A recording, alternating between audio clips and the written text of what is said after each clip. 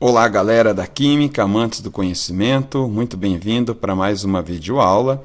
Nesta ocasião, nós vamos entender um pouco sobre as gorduras saturadas e insaturadas, as gorduras cis e trans e a halogenação das gorduras. Bom, esta videoaula ela é uma aplicação do conhecimento que nós adquirimos das aulas de Química Orgânica, onde nós estudamos as cadeias carbônicas e vimos que elas podem ser classificadas como saturadas e insaturadas. Bom, e é muito comum nós ouvirmos no nosso dia a dia falarmos de gorduras saturadas e gorduras insaturadas. Então seria inevitável nós não fazermos uma aplicação do nosso conhecimento químico adquirido nas nossas aulas com esse assunto corriqueiro do nosso dia a dia. Então vamos fazer então uma aplicação, vamos casar o conhecimento químico com esta informação cotidiana que nós temos aí.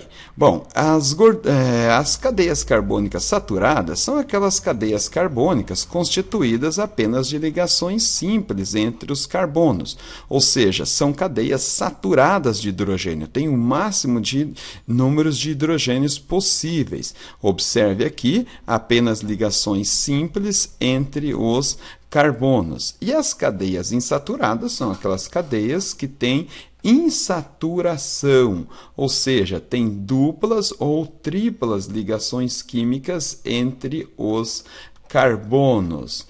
E a ideia aqui de gorduras saturadas e insaturadas é o seguinte: as gorduras, elas são ácidos carboxílicos, ácidos carbônicos. Eu ainda não gravei uma videoaula especificamente sobre esta função química ácido carboxílico, mas eu posso adiantar para vocês, e gravarei na sequência, que os ácidos carbônicos é uma função orgânica que é caracterizada pela presença deste grupamento aqui, ó, C-O-O-H. Essa caracterização aqui vai fazer com que a substância orgânica seja definida como um ácido carbônico, ácido carboxílico ou até mesmo também um ácido graxo. Os ácidos graxos são ácidos carboxílicos. Ácido carboxílico. Bom, nós vimos da química inorgânica que os ácidos, da definição mais simples que nós temos, né, a definição do cientista Arrhenius, ácidos são substâncias orgânicas que, quando dissolvido em água, liberam íons H+. E também, evidentemente, né, o nome ácido, porque essas substâncias são azedas. E os ácidos carboxílicos se enquadram nesta definição, evidentemente, só que com a característica que elas são substâncias orgânicas, ou seja, substâncias que têm o átomo de carbono como elemento central. Então, os ácidos graxos saturados, as gorduras saturadas, são gorduras que possuem, evidentemente, uma cadeia carbônica apenas de ligações simples entre os átomos de carbono. As gorduras insaturadas são aquelas que têm insaturação ao longo de sua estrutura. Então, nós temos aqui uma gordura insaturada e uma gordura saturada. Agora, quais são as diferenças? Vamos ver aqui. As gorduras saturadas, elas são mais estáveis. Elas são menos reativas, ou seja, elas têm uma reatividade menor do que as insaturadas, porque essas ligações entre os carbonos e os hidrogênios são ligações relativamente estáveis, então, para rompê-las, demanda um pouco mais de energia. Então, por elas ser mais estáveis, normalmente elas se apresentam no estado sólido a condições ambientes.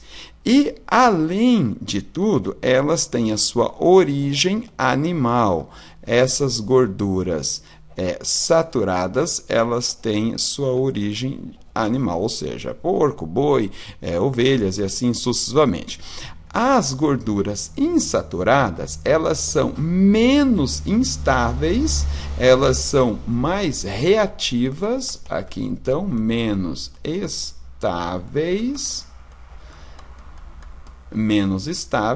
Nas condições ambientes, elas se apresentam no estado líquido e elas têm a sua origem vegetal, ou seja, elas são de origem de algum vegetal, abacate, nozes, soja, girassol e assim sucessivamente, azeite de oliva, evidentemente, né?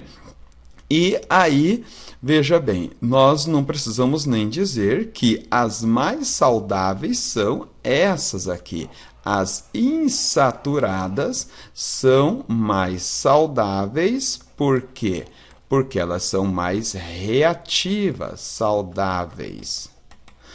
Uma vez que elas têm uma reatividade maior, o nosso organismo, então, vai conseguir metabolizá-las com mais facilidade e eliminá-las. Por quê? Porque elas têm uma estabilidade menor. Já as gorduras saturadas, como elas são mais estáveis, elas são mais difíceis, elas são menos metabolizadas pelo nosso organismo e, evidentemente, ela vai ter uma facilidade maior de ser acumulada em nosso organismo e você sabe que esse acúmulo é bem visível, é bem notório e quando não é visível ainda é pior, porque elas vão se acumular nas paredes das nossas veias, artérias, impedindo o fluxo sanguíneo e podendo vir até provocar várias doenças cardiovasculares, ou seja, infarto e assim sucessivamente.